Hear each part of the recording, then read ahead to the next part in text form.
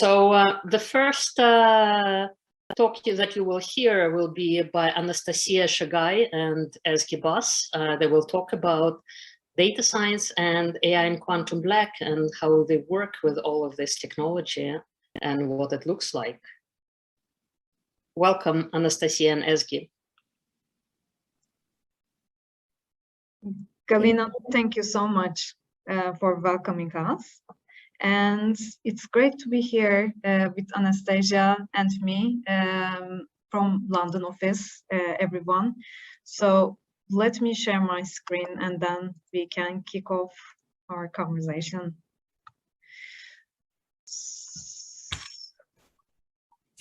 So great to be here again. Thank you so much for for Galina and the team for bringing this amazing team all together. So it's great to be here today. To introduce myself, to start with the introduction. So I'm the senior recruiter from Quantum Black. I'm joining from London office, and together we are presenting with Anastasia, our amazing lead data scientist from Stockholm office as well. So we prepared the quite exciting content for you. So we will kick off with the introduction of Quantum Black, and then Anastasia will share her story with us, and then we will talk more on the hiring side, what sort of roles we have, and as well as we will be looking forward to hearing your questions to us as well. So starting with our story and the introduction to Quantum Black, I can say that it's the story where Quantum Black was really born is a quite special place.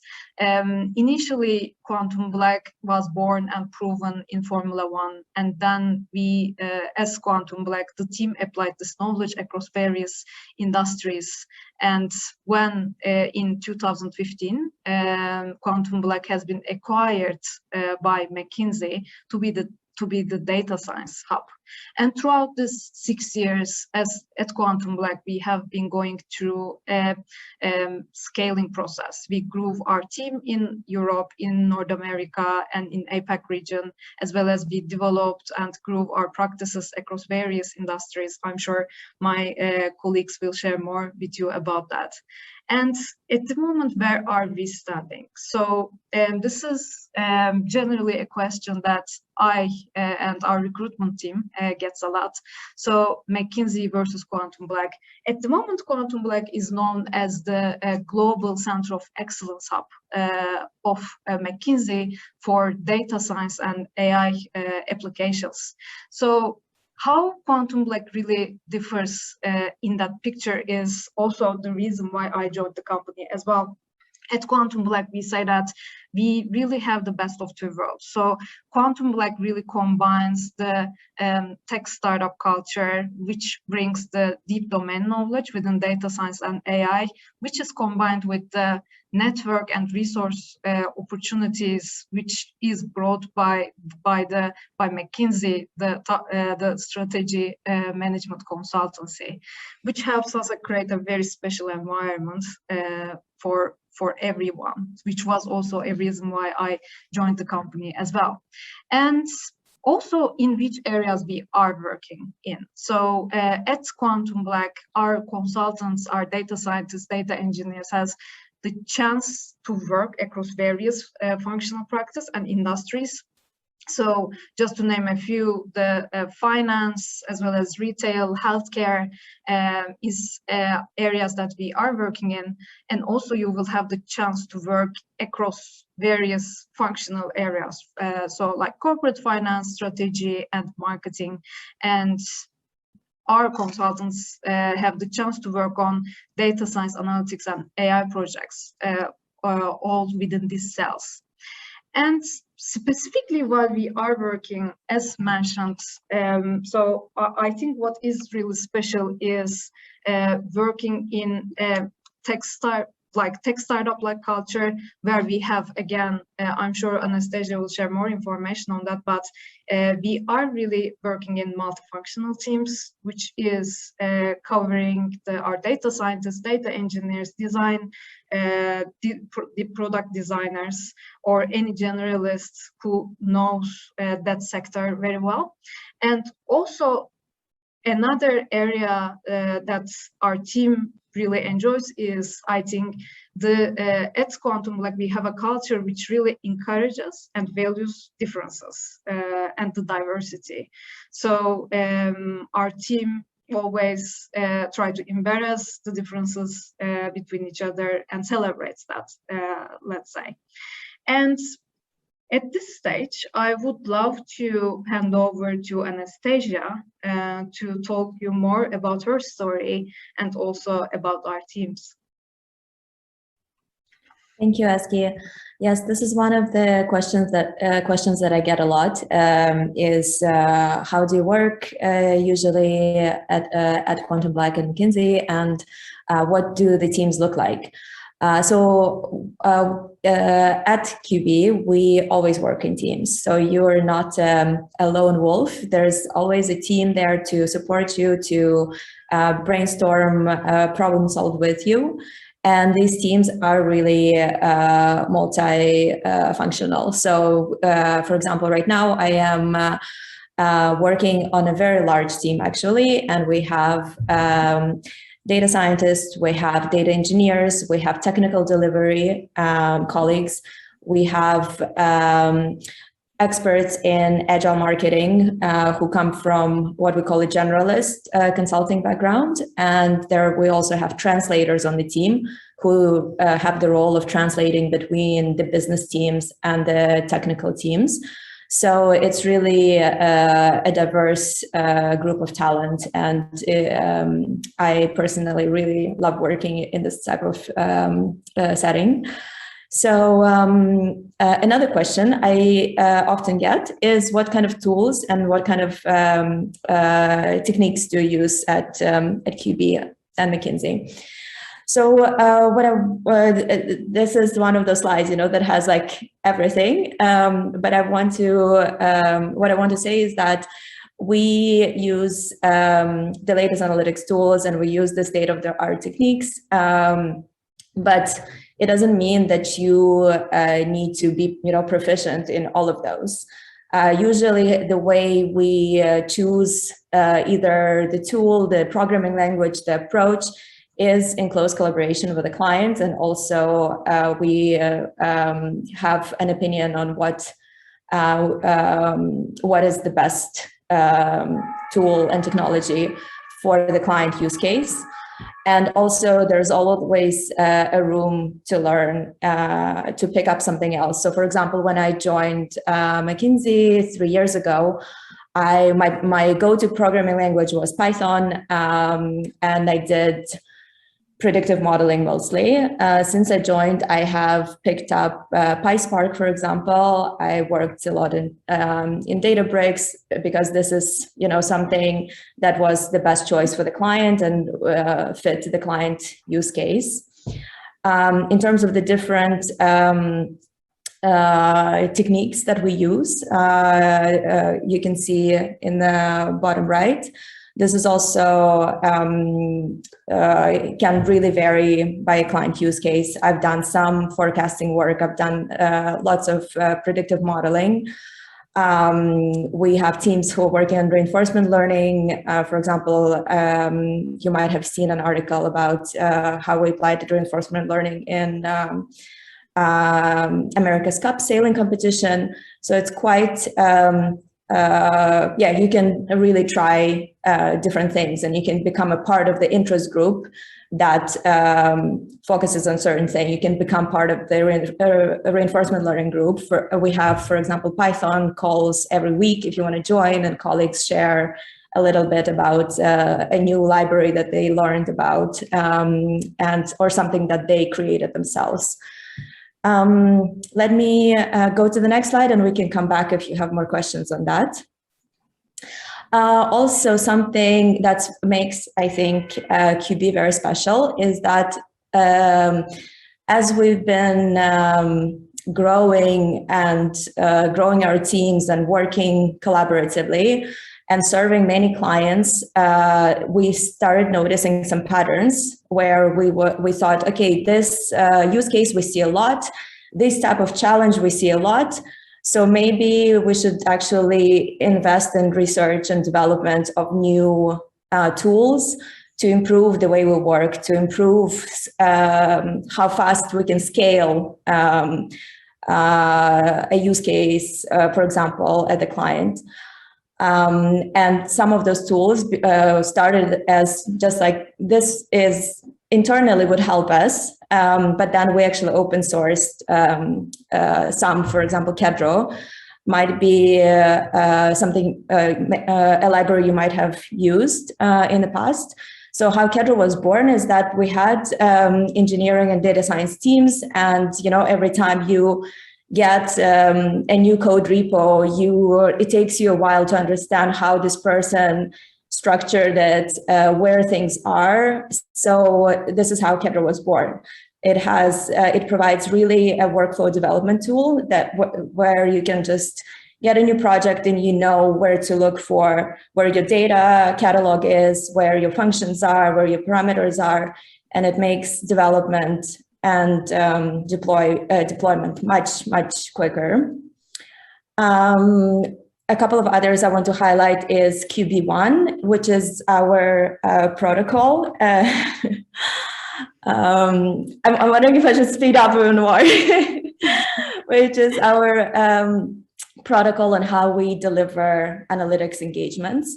So it's kind of the best practice guides for delivery of analytics projects. And Causal Next, of course, is what Roxana will talk about, which is another open source library that we'll learn about, and you are welcome to try. Now we can go. Amazing.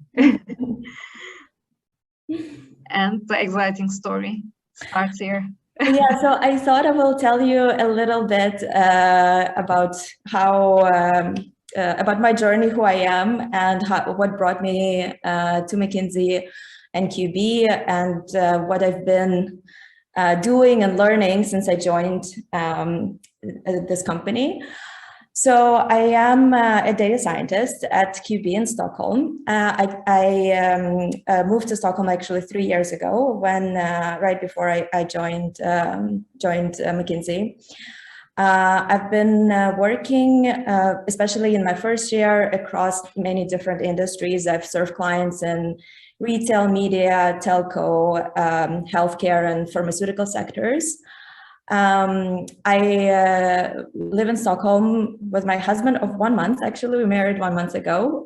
We postponed by a year, but we finally got married in just this September. And the first picture is of our wedding party, which was in Uzbekistan, where I was born and grew up.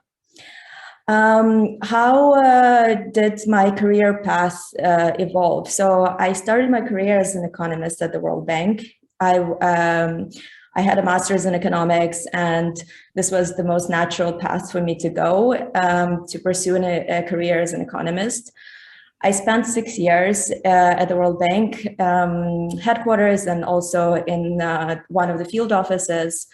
And after 6 years, I felt like the learning curve has flattened, and I really wanted to revamp my technical skills. Like, as an economist, you use data to code, and I just started feeling like this is outdated, and some of the econometric techniques don't really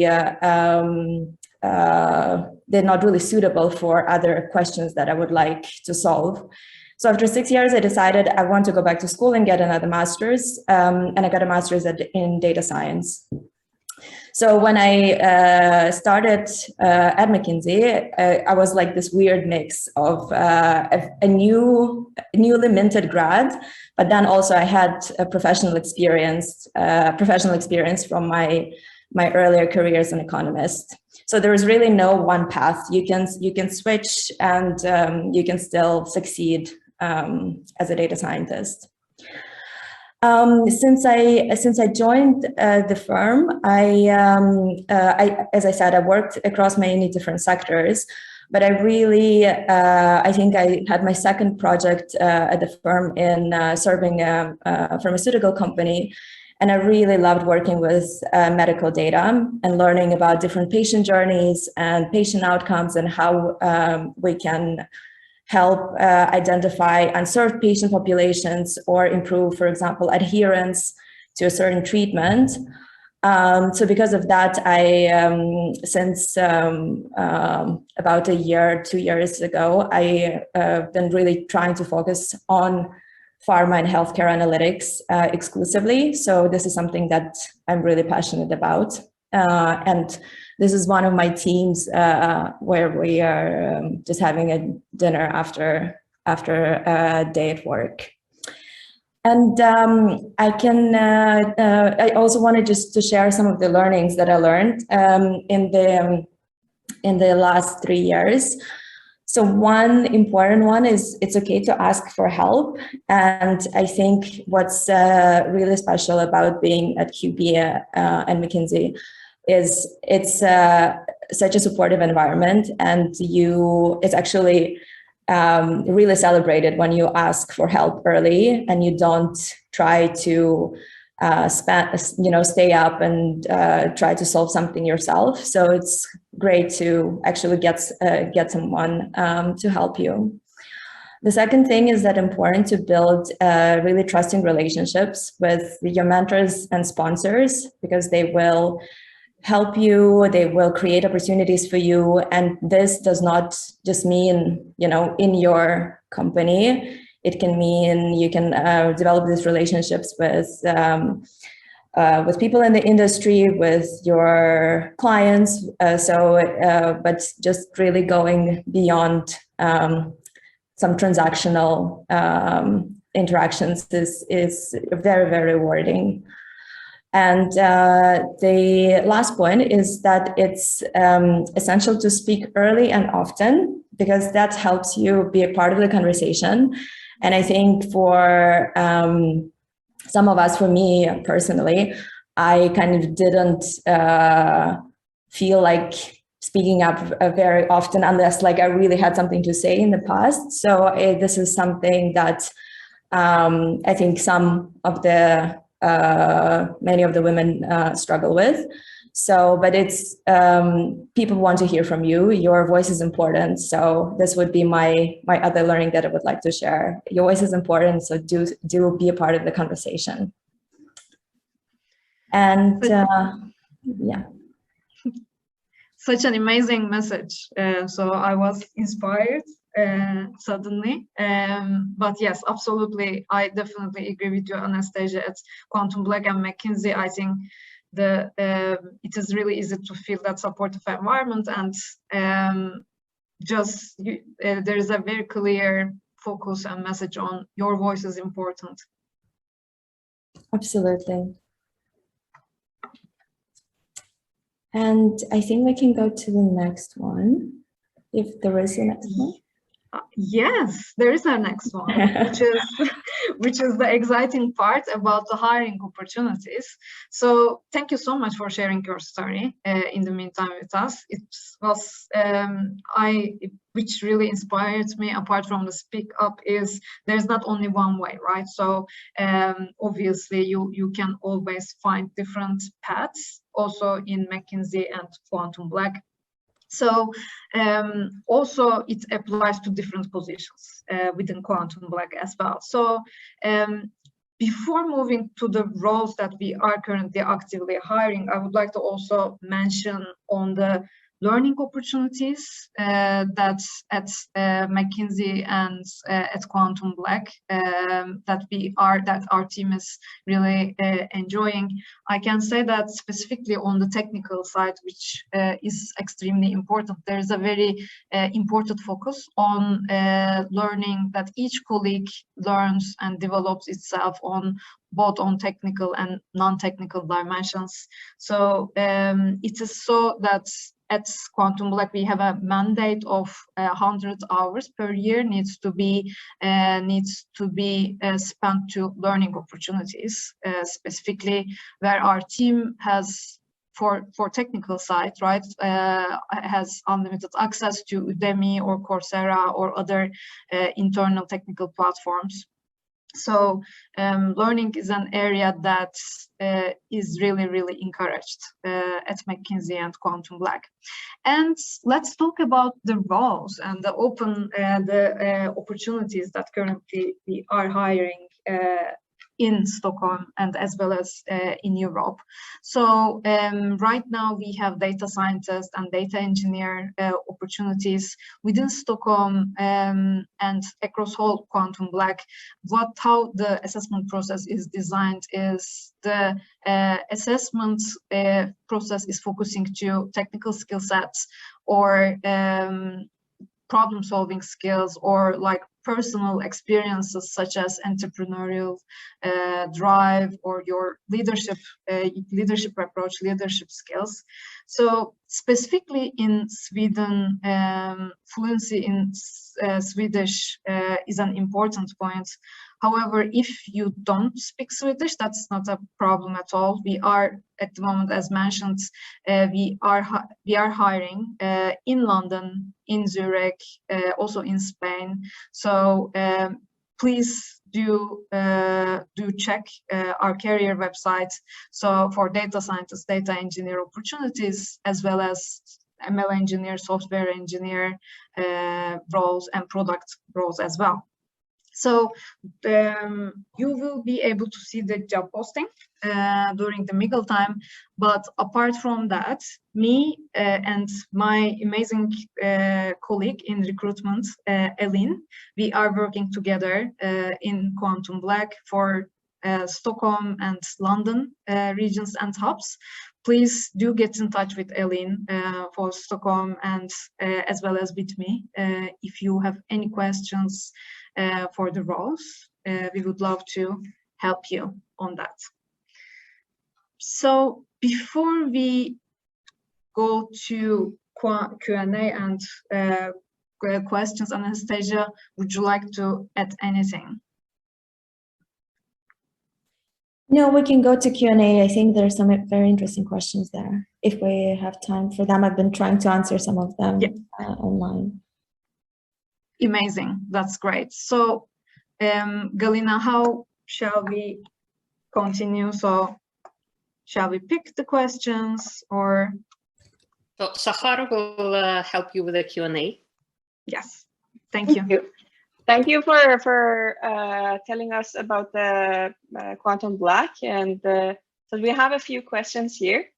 The first question is, how much work does QuantumBlack do in analytics and problems like churn, and how much in machine learning product features? So I actually, I read this question. I didn't really understand. We definitely work on churn, but what do you mean by ML product features? I'm guessing this is more of a question around the type of projects that you have. Some of them might be more data science and analytics type of projects, and some other projects might be bringing a machine learning model into production and working with production features. So the question more is around what's the how much you spend on this type of projects and how much on the other type of projects. Got it. I cannot give you an exact percentage, but I do agree that there are clients come with us with different requests. So one of them might be they just want to have the insights, and some of them want to have models in production where they base their product or solution on real-time models or regularly refreshed ones. We do both, and since I joined 3 years ago, I myself have seen that clients are becoming more sophisticated, and they do want production-based, production-grade code and productionized solutions. Thank you. And another question is, could you please tell us more about data scientist internships, if you have any, at QuantumBlack? Yes, it's a great question. Let me take this one from recruitment. So yes, we do have internship opportunities. So I would recommend and suggest to follow our career page for that. Generally, our internship posting cycle is around like February, March. For the following summer. So our internships are either in data science or data engineering guilds, or also it can be in software engineering as well. Just one quick question. So are they like 3 months internships, or how long are the internships usually? Generally, the internships are 3 to 4 months. So designed to cover the summer period. Okay, perfect. Thank you. So we got another question. Is it difficult to get a job as data scientist in QuantumBlack for a recent graduate? And how do a graduate start a career in QuantumBlack? Mm-hmm. Great question. Is it hard? Is it difficult? So I can say that. So we definitely encourage everyone to apply. And also at QuantumBlack, in terms of the recruitment process, I think the process is designed to be as supportive as can be all applicants. So once you apply to the process, you will have a conversation with your recruiter first, and then you will share a very insightful interviewer guide. And throughout the process, you may have some coaches or mentors which will help you, which are there to support you for you to be successful throughout the process. Yes, we do hire new graduates as well. So that's why I encourage you to apply. In terms of the assessment process, the technical skill sets like the coding level, coding skill sets, and as well as your personal traits, your personal experiences, as mentioned, and the problem-solving capability is what we are looking for. But you will get all support throughout the process from your recruitment team as well as your mentors and coaches. Thanks. I had like 2 questions listed here that you already covered with that. So Anastasia, thank you. I see that you have answered a few of the questions meanwhile, but I was thinking that might be, to answer those 2 questions also out loud. So the first question is from Luis asking, thank you for your interesting talk. Anastasia, I'm interested in whether you are seeing a growing client group in the public sector and government in UK, but also in Denmark and Sweden. It does seem that public sectors, health, education, etc., and government are turning more to AI and deep learning. You've mentioned corporate clients, but are there also public sector clients? Yes, and my answer was yes, absolutely. We do serve clients, public sector clients, both in Europe, and if we zoom in on the Nordics, we actually have a very growing presence in Swedish public sector. So one of the examples I included is the employment agency. We also serve healthcare agencies, and there are also international organizations that we help with either analytical transformations or applications of AI. And I also, sorry, go on. No, and do reach out if you would like to learn more, especially about public sector analytics opportunities. I also know that you have had an initiative about AI for social good. So it might be good to also mention that if you would like. Absolutely, yes. We had given this presentation a few times, once for, I think, KTH AI community, and one was a wider event.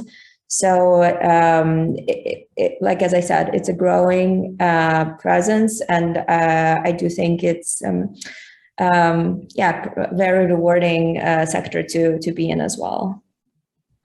We have 1 minute. I would like to ask you one last question, and that is, how much do data scientists involve in data engineering process in QuantumBlack?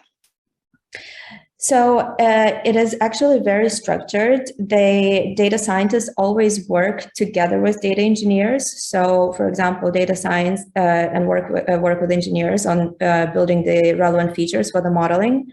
But the actual engineering should happen with data engineering teams. And this is on my current project, we have 3 data engineers and 3 data scientists who work closely together. Thank you. So there's one more question, but I'm gonna leave it to you, Anastasia or Ezgi, to answer offline. So with that, I'll hand it back to Galina. Thank you so much. Thank you so much for having us.